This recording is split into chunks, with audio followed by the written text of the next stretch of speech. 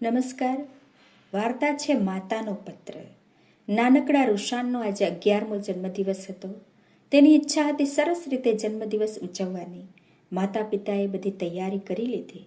તેને surprise party આપવાની. તેને ગમતી પિઝા હટ, ભાવતી ચોકલેટ, કેક, ઘણી બધી ગિફ્ટ્સ અને નવા કપડાં. આ બધા સાથે મમ્મીએ એક પત્ર રૂશાન માટે લખ્યો અને કેક કટિંગ બાદ મમ્મીએ તેને આ પત્ર ખાસ ભેટ આપ્યો અને કહ્યું, હું ઈચ્છું છું કે તું આ પત્ર મોટેથી વાંચ, તારા મિત્રોને વાંચી સંભળાવ અને પછી પાર્ટી એન્જોય કરો. રૂશાને પત્ર હાથમાં લીધો, ખોલ્યો. પત્ર બહુ લાંબો ન હતો. તેમાં મમ્મીએ એવી વાતો લખી હતી જે તે ઈચ્છતી હતી કે રૂશાન આ વાતો જીવનમાં હવે શીખી લે અને યાદ રાખે. રૂશાને પત્ર વાંચવાની શરૂઆત કરી. પત્રમાં લખ્યું હતું, વહાલા દીકરા, હેપી બર્થડે. આજે તારો 11મો જન્મદિવસ છે અને હું ઈચ્છું છું કે અહીં જણાવેલી નાની નાની વાત તો હંમેશા યાદ રાખે અને જીવનમાં ઉતારે. સૌથી પહેલાં જો ક્યારેય પણ તારાથી કોઈ ભૂલ થાય તો તેનો સ્વીકાર કરી માફી માંગી લેવાની હિંમત રાખજે. જો કોઈએ તારી કોઈ મદદ કરી હોય તો ભૂલ્યા વિના તેનો આભાર માનજે.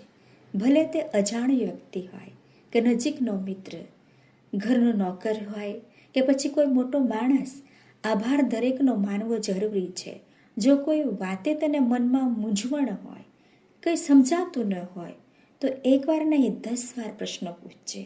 પ્રશ્ન પૂછવામાં અને ન સમજાતું ફરી સમજવામાં કોઈ નાનમ નથી. જો તને કોઈ વિષય, કોઈ વિશેષ વસ્તુ આવડતી હોય તો તે બીજાને શીખવજે. જ્ઞાન વેચવાથી વધે છે, તે યાદ રાખજે. જો કોઈ વખત તું ક્યાંક મુશ્કેલીમાં ફસાઈ જાય તો મદદ માંગતા અચકાતો નહીં, અભિમાન રાખતો નહીં. જો કોઈ ખોટું કાર્ય કરે તો તેની સજા ભોગવવામાં પણ તૈયાર રહેજે. અને જેને જેને જીવનમાં તું પ્રેમ કરે છે તેને જણાવતો રહેજે અને સાચો પ્રેમ કરજે. બહાર ગામ ફરવા જાય તો જાતે ઉપાડી શકાય તેટલો જ સામાન જોડે રાખવો અને જીવનમાં પણ જાતે પૂરા થઈ શકે તેવા જ કાર્યો હાથમાં લેજે.